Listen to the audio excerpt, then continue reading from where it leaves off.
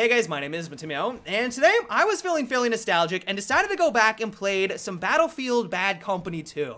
Admittedly, it's been a while since I played, and it took me some time to get adjusted to the controls.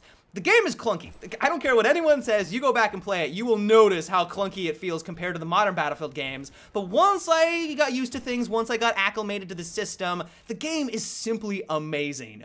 One thing that I've always loved about it is that the Recon class is ridiculously powerful if you know what you're doing. I would say it's even better than what we have in Battlefield 3 and in Battlefield 4. If you know how to use your bolt-action rifles and the gadgets effectively, you can just wreck the enemy team. And one thing that easily contributes to this are the motion sensors. The motion balls, I would say, are probably one of the best gadgets in the arsenal for the Recon class. Not only does it allow you to identify where the enemy is coming from and if they're trying to flank around and catch you by surprise, but if you're playing the objective, which hopefully you are, this is a team-oriented game, you toss this around one of the capture points. It doesn't guarantee that you and your buddies are going to be able to hold on to it and take it out or arm the MCOM, but it makes it infinitely more easy because you know exactly where everyone is around that capture point.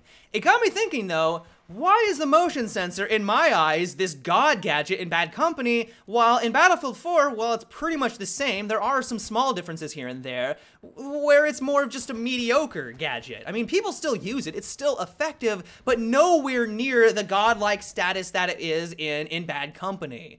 I think the first thing that contributes to this, or at least one facet of the issue, is that when you toss one of these bad boys out in Bad Company, it has that amazing circle on the minimap. That one small variance makes a world of a difference. Not only does it allow you to identify when an enemy is entering, or more importantly, exiting your motion sensor, but it also gives you a good idea where it actually landed on the map. I cannot tell you how many times I have tossed one of these things out in Battlefield 4 and had no idea where I was getting the benefit. Maybe it hit some random object halfway through flying out and it bounced 4 feet in front of me.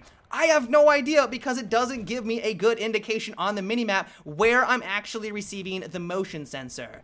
If DICE ever decided to add back in that mechanic, I could see myself using that way more often in Battlefield 4. I still don't think it would be as powerful as it was back in Bad Company, and that really just comes down to the map size. You only had 16 versus 16. You don't have maps like that span as large as Gulmud Railways or Siege of Shanghai, where you toss out any motion sensor, doesn't matter what it is, it's only going to be a very small blip on the map. But in Bad Company, because the maps are very linear, the game was designed around rush, you toss one of these bad boys out and it's going to light up a large portion of it, at least compared to what we have in, Battlefield 4, but overall, just having that small difference, that small variance makes a world of a difference, and I think that that would be an amazing addition to that gadget if they ever decided to go down that path. Another thing I've always loved about the kit is that if you want to play aggressively, you have the means to do so. Any bolt-action rifle with magnum rounds hits ridiculously hard. You're not going to be able to one-shot someone who is 30 meters away by hitting him in the foot or anything like that, but as long as you're somewhat accurate and you are playing around these objectives and you're right into the enemy's face, you get a body shot within a good 15 to 20 meters and you're going to get that one-shot kill.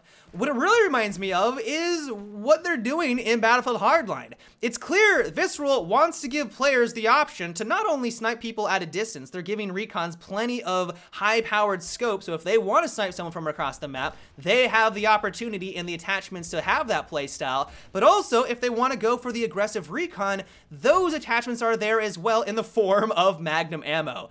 The magnum rounds were broken, I will give you that. They were way too good in the beta. You shot someone from 50 meters away in the toe, it was a guaranteed kill. It was ridiculously broken. Visceral realizes that this is a problem, they're gonna go in and fix it, but just the idea of allowing a recon to give up some other aspect or some other attachment slot for the magnum rounds, but allowing them to have more of that aggressive recon role, sounds like a cool prospect. Like, I really have nothing against it. I realize that it is fairly controversial, especially when Bad Company first came out and people realized that this was a part of the game. People were upset. They felt like this was the codification of Battlefield. They didn't want any part with it. But then I think when people finally got adjusted to the way that the system performs, they realized that this is just one way that the recon is a little bit better. They're not completely useless if an enemy gets into close encounter combat. As long as they're skillful enough, they're going to be able to take you out. I think the majority of the community warmed up to the idea. But I'd like to know what you guys think about the Magnum rounds in Hardline. With the knowledge that we know that they're going to be nerfing it, and hopefully nerfing it severely, where would you like to see that one-shot kill range? 15 meters out? I mean, that's something that we see right now in Battlefield 4. Should it be pushed out to maybe 20 meters, 25 meters? I feel like 25 meters is a little bit too much, but where do you think would be that nice balance where an aggressive recon is still going to be rewarded for their playstyle, but not completely broken where they're just one-shotting people all over the map? Let me know down below. But the last thing that I have to mention before I take off for today is that destruction.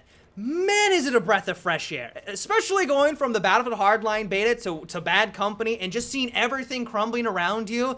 It's amazing. You shoot at any surface with an RPG or an M320, it is going to explode in fiery awesomeness. And while I understand that in Battlefield 4, and especially in Hardline, since the graphical fidelity of the games has been increasing over the years, they just keep looking better and better in the graphical department, but because they're also having to take the old gen consoles into consideration, I get that's what's kind of handicapping them in the destruction department, but I'm really crossing my fingers that for the next big Battlefield game, they deliver on what I know a lot of people have been hoping for, which is that all-out amazing destruction that we experience in Bad Company.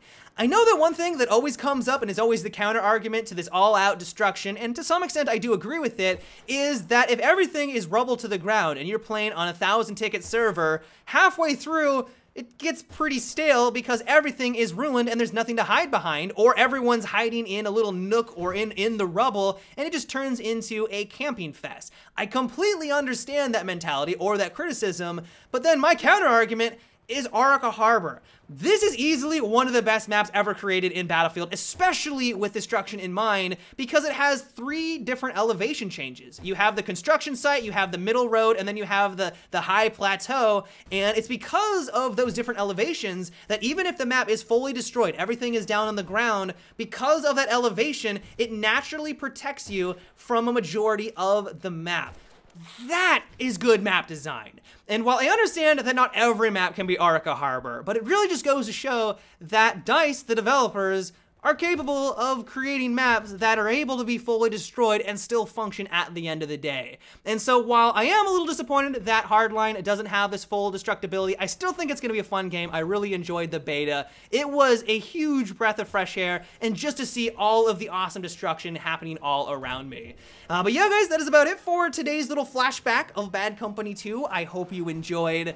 If you haven't played it in a while, I highly recommend that you give it a try. Once again, it is quite clunky and it will take some time to get adjusted to the controls. Your soldier is nowhere near as agile as something like Battlefield 4, but once you get used to it, I can guarantee that you are going to have a blast. It is a breath of fresh air, and I cannot recommend it enough. But yeah, until tomorrow, have a good one and take it easy.